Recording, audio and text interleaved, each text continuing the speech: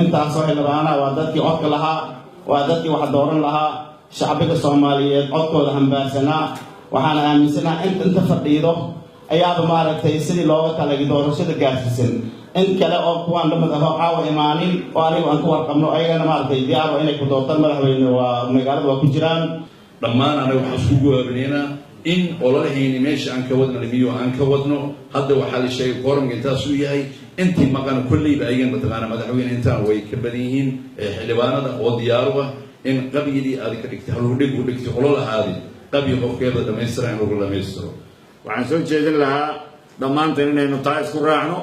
annaga murashax kale waxba uma dhibayno waa murashaxiin waa tartami karaan laakiin endorsementigeena haddaan nahay xildhibaanada halka fadhiya waxaynu siinay madaxweyne xasan sheekh maxamuud xilkasnimada iyo biseelka waxayna farayaan iyo waaqicinimada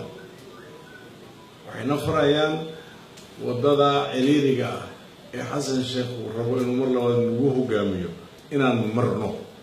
annaga waxaan nahay xildhibaanada usoo gudday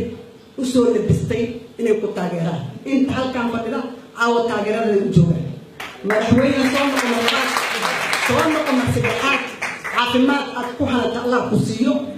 dadkii kula shaqeynayo oo khayrka qabana markaan dadku waad kala baratay si fiican u xiro labada dabaqo ee bulshadaada ay ka kooban tahay madaxweyne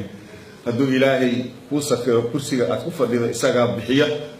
ninuu siiyeyna kama diidi karo ama cid hor istaagi kartana ma jirto ninuu asiga u diidan nin siin karto ma jirto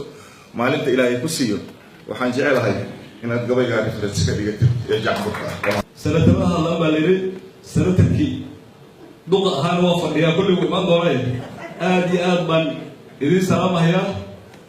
180 ama 190 xildhibaanna waxaan u malaynayaa buur kuma jiraan bannaanka isoo dhigeen horta ayaga waxaan uga farxihaa xilka waa idin rabaa laakiin aniga idinku cadiyo ma halkaan hadda joogo ma idin dhaafay laakiin halkaan joogo ayaa rabaa inaan wixii uun hadal oon dhihi kara idin dhaho qoftaan dhowri karaan dhowro qoftaan dhihi karo qoftaan madaxweyne waxbaa mudan tahay ka joogna yaaran u ah madaxweyne kasta maahan kan waaye mar kale waxaan rabaa inaan idin mahad celiyo kalsoonida aad isiiseen iyo sida aad maxaa u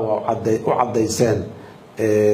taageerada aad yahaysaan waa ka mahad celinaya aad iyo aad anigana waxaan idin ballan qaadaynaa mar walba kalsoonidaasi inaanay dhumin inaan ku shaqeeyo oo fariintaasi aan hayo mar walba